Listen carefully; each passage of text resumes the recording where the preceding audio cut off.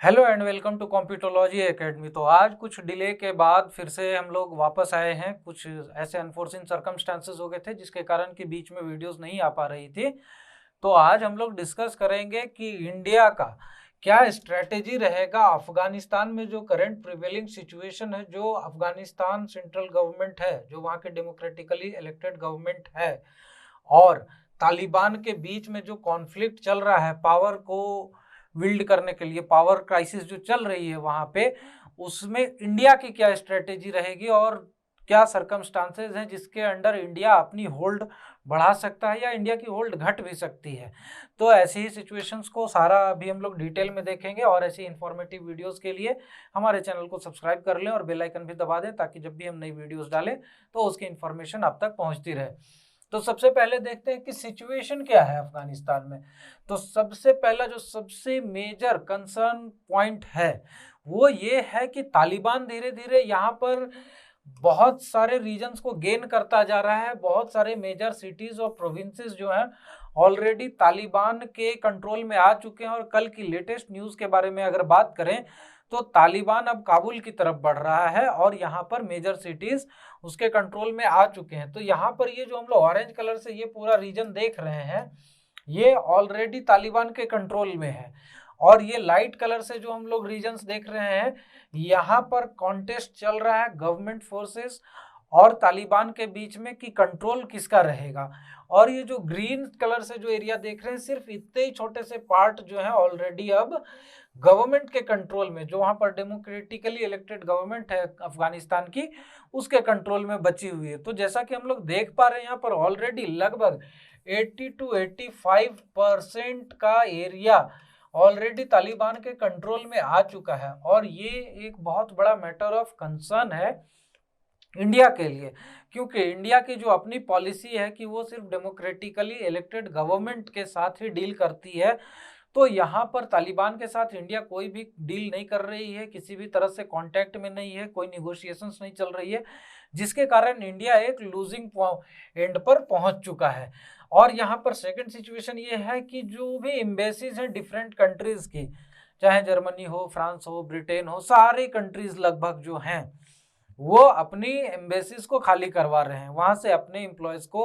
उन्होंने अपने डिप्लोमेट्स को वापस बुला लिया है, बुलाना चालू कर लिया है। और इसमें अगर देखा जाए तो इंडिया ने भी 2020 से ही यहाँ पर अपने डिप्लोमेट्स को वापस बुलाना चालू कर दिया था। और सबसे पहले इन्होंने शुरू किया था हेरात और मजर शरीफ के रीजन से। और अभी एट प्रेजेंट अगर देखा जाए तो सिर्फ काबुल ही एक ऐसा जगह बचा हुआ है जहां पे कि हमारे कुछ डिप्लोमेट्स हैं और उन्हें भी मिनिस्ट्री ऑफ एक्सटर्नल अफेयर्स ने ये एडवाइजरी जारी कर दी है कि आप कमर्शियल फ्लाइट्स लेकर या किसी भी तरीके से आप काबुल छोड़िए, अफगानिस्तान छोड़िए और कहीं भी नियरेस्ट सेफ पॉइंट पे पहुंचिए और वहां से आपको इंडिया बुला लिया जाएगा। थर्ड थिंग यहाँ पर है कि कोई भी प्रोग्रेस नहीं हो रही है निगोशिएशंस में। जो डिफरेंट कंट्रीज है, डिफरेंट पावर होल्डर्स हैं, या फिर जिनकी स्टेक्स है अफगानिस्तान में, चाहे वो रसिया हो, चाहे वो यूएस हो, चाहे वो पाकिस्तान हो, चाहे वो कतर हो, तो ये सारे कंट्रीज के साथ तालिबान डील के टेबल पे आती है। दोहा में राउंड्स चल रहे हैं, कतर में राउंड्स चल रहे हैं, लेकिन यहाँ पर कोई प्रोग्रेस नहीं हो रही है निगोशिएशंस में। न तो अफगानिस्तान की जो गवर्नमेंट है वो किसी एक फाइनल डील पे पहुंच पा रही है, न तालिबान किसी भी चीज को मानने को तैयार है। तो ऐसे केस में यहाँ पर तालिबान को ज्यादा टाइम मिल जा रहा है और तालिबान जो है यहाँ पर निगोशिएशन टेबल पर आ रहा है और सीज फायर को भी यहाँ पर मेंटेन नहीं किया जा रहा है, क्योंकि यहाँ पर निगोशिएशंस के लिए ये प्री कंडीशंस रखा ही नहीं गया था डिफरेंट पावर्स के तरफ से, चाहे यूएस हो चाहे रसिया हो, कि किसी भी निगोशिएशन से पहले आपको सीज फायर करना पड़ेगा।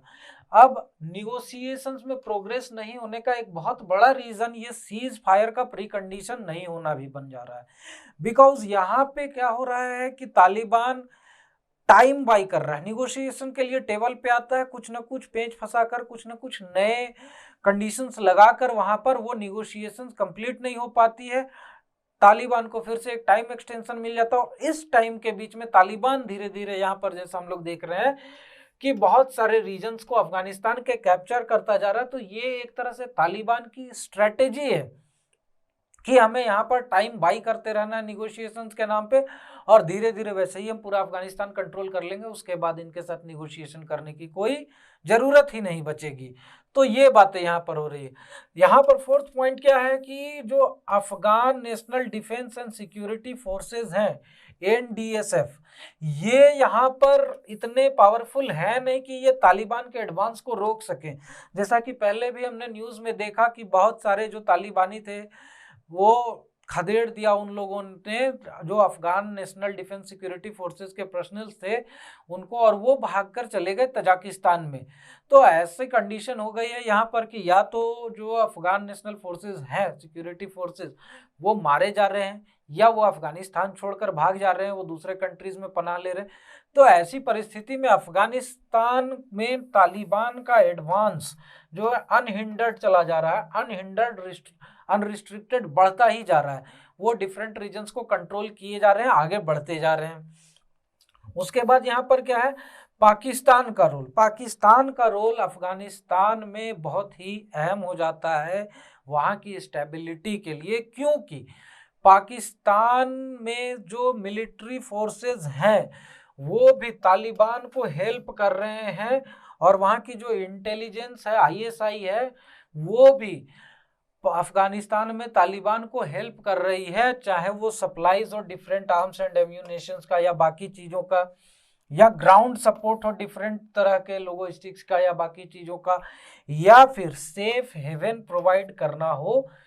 जो तालिबानी लड़ाके हैं उनको। तो यहाँ पर अफगानिस्तान में जो अनस्टेबिलिटी फैली हुई उसमें बहुत बड़ा हाथ अगर देखा जाए तो पाकिस्तान का भी है, क्योंकि यहाँ पर जैसे पहले भी न्यूज़ निकल कर आया था कि तालिबान के बहुत सारे लड़ाके जो हैं जब इंजर्ड हो जाते हैं या उनको मेडिकल फैसिलिटीज़ की ज़रूरत पड़ती है तो वो पाकिस्तान में आ जाते हैं, और यहाँ पर पाकिस्तान के आर्मी हॉस्पिटल्स में उनका इलाज चलता है। तो ये एक बहुत ही बड़ा मैटर ऑफ कंसर्न है, और इसी के कारण यहाँ पर अनस्टेबिलिटी फैले रहने के ज़्यादा चांसेस हैं, ज़्यादा आसार हैं। यहाँ पर नियर फ्यूचर में ये चीज़ दिख नहीं रही है कि तालिबान को कंट्रोल किया जा सकेगा।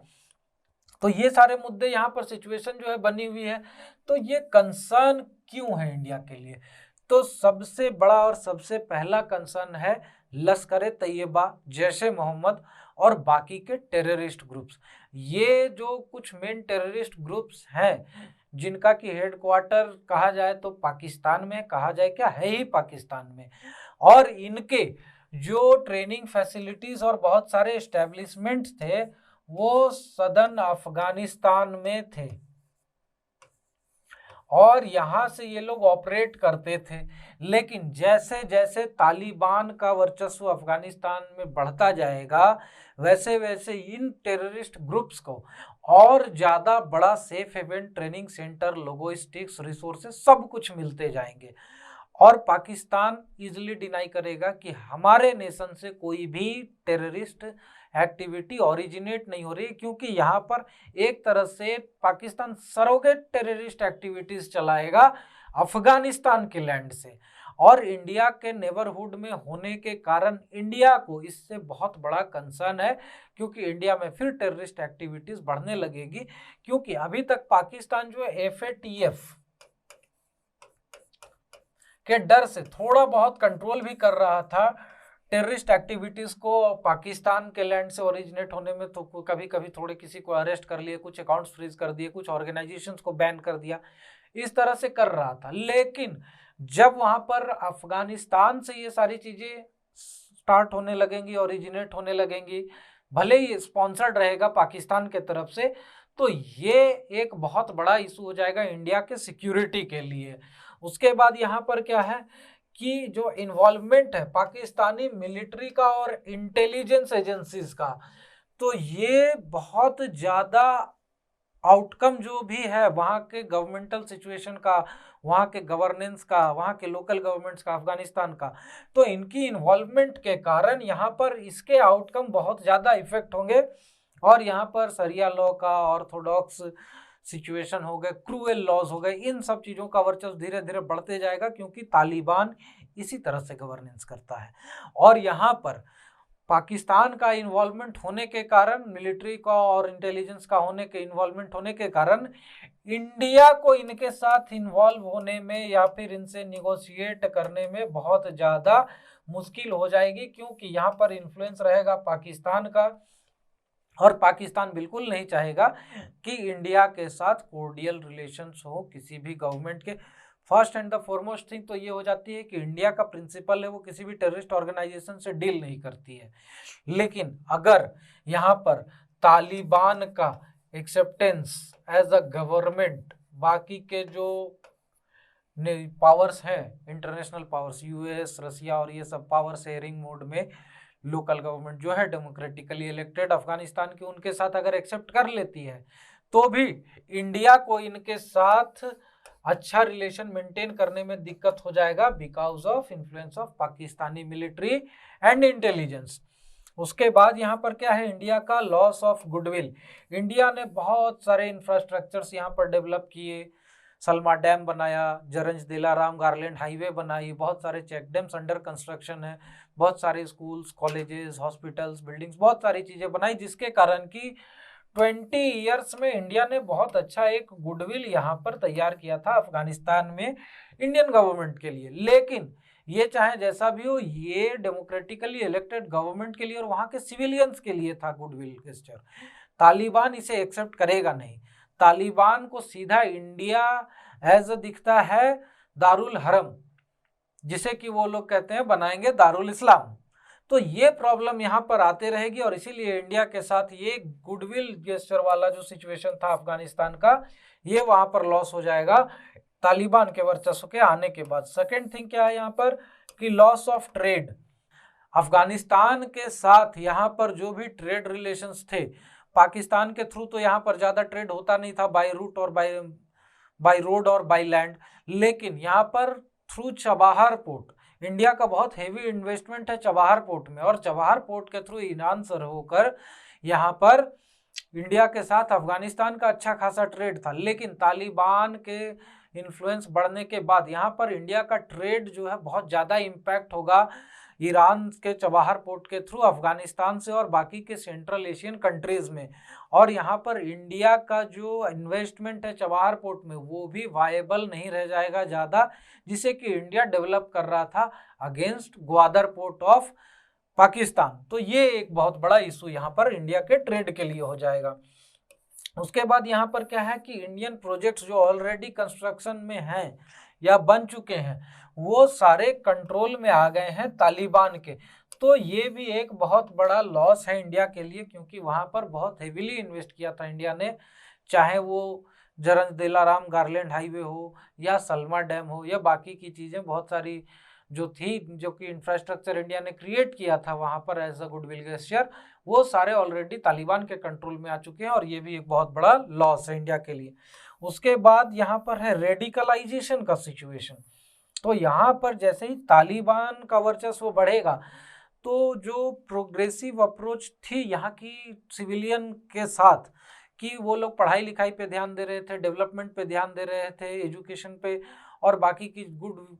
लाइफ जो लाइफस्टाइल है उस पे ध्यान दे रहे थे, वो धीरे धीरे रेडिकलाइज होने लगेंगे, फिर से ऑर्थोडॉक्स की तरफ बढ़ने लगेंगे और फिर से यहाँ पर टेररिस्ट एक्टिविटी का एक ब्रीडिंग ग्राउंड बन जाएगा। जैसा कि हमने देखा था 2011 के बाद इराक में, जब इराक से 2011 में यूएस ने पुल आउट किया, उसके बाद वहाँ पर अलकायदा का वर्चस्व बढ़ गया, वहाँ पर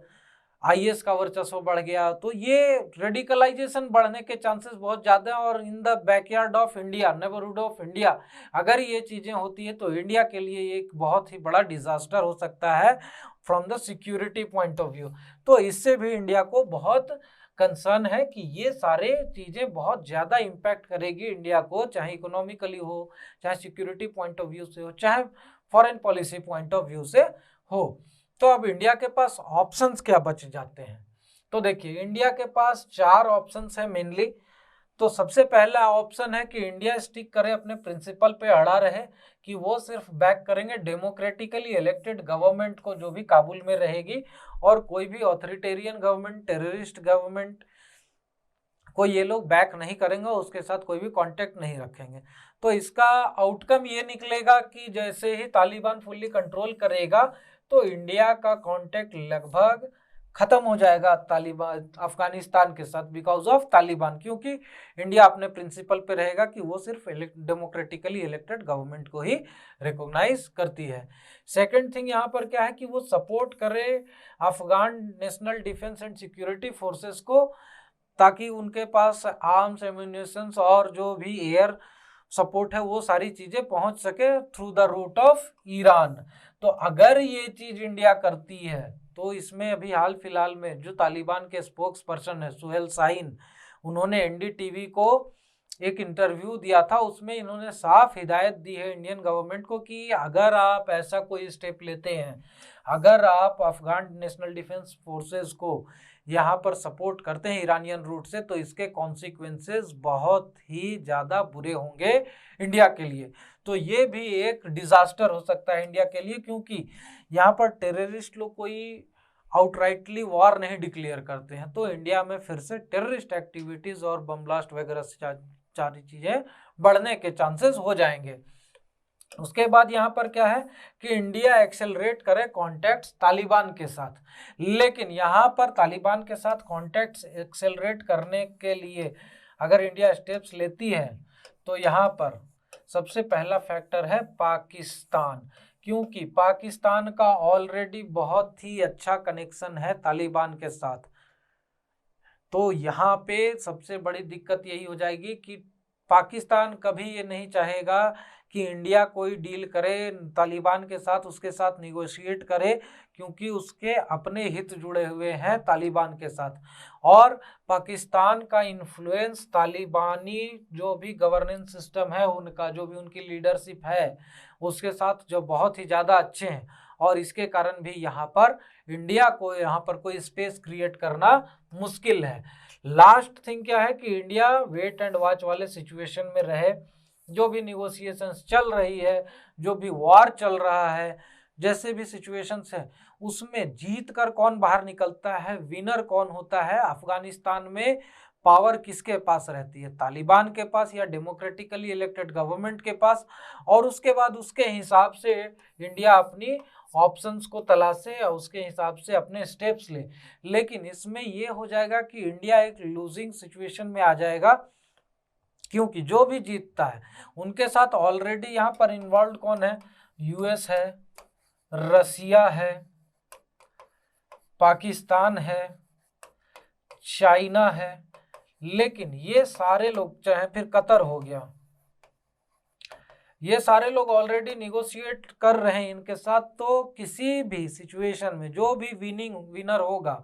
उनके ज़्यादा कोर्डियल रिलेशंस होंगे इन पावर्स के साथ, क्योंकि ये लोग शुरू से डिस्कशन टेबल पे हैं उनके साथ। हालांकि इंडिया को भी दोहा राउंड में इनवाइट किया गया था, लेकिन यहाँ पर एक तरह से अगर निगोशिएशंस को ध्यान से देखा जाए तो अलग अलग ग्रुपिंग्स बन रही है।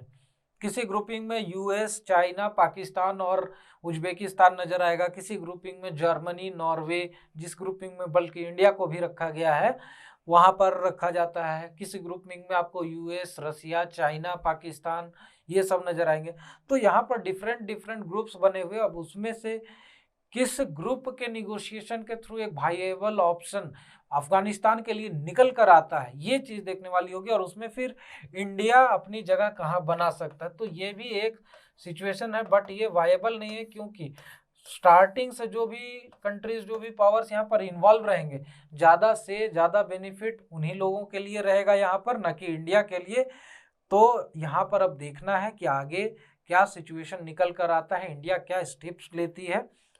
और ऐसे ही इन्फॉर्मेटिव वीडियोस के लिए हमारे चैनल को सब्सक्राइब कर लें, सोशल मीडिया चैनल्स पर भी हमें फॉलो करें, हमारे वेबसाइट पर डिफरेंट कोर्सेज चल रहे हैं, उन्हें भी आप ज्वाइन कर सकते हैं। Thank you very much and have a nice day.